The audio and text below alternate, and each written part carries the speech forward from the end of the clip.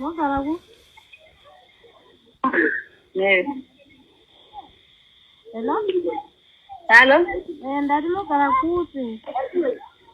Nogara Fazan. Oh. Ingazini.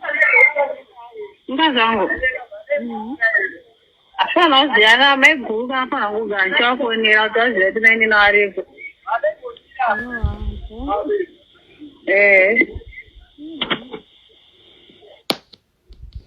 Ndaiti chiko undibvunza kuti zveaccident ndakaudzwa nani here.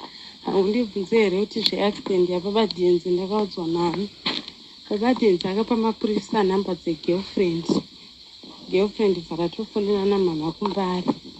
Dzakazofonera inini achindiudza kuti hanzi Papa Denzel aita accident. Akamuendesa kuchipatara parirenyatwa. Inini ndoudzwa accident yegirlfriend. Namba dzangu Papa Denzel aiva nadzo anodziziva. Asi akatadza kundiudza akaudza girlfriend. Asi girlfriend iye anezuro manheru. Ndaundisira message. Hanzi muri sei? Ndati uri kudei? Zvanzi ari sei murume wedu? Ndipo pandarakidza Badi vazomisira audio kuti usataure pafoni yaMai Denzel. Uri kuisire mameseji pafoni yaMai Denzel.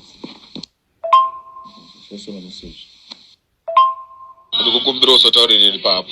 Kana pafoni usati fonere kana kutaura ndikukumbira zvangu very sorry ako. Ndikukukumbirisa kukukumbira usataurire. Iwo ita yari kuti yani kuti toyanda kuita sha. Ndo zvatopo zvawatona zvo ndo zvatopo. Sosoma audio pafoni yaMai Denzel. Ma message pafoni yaMai Denzel.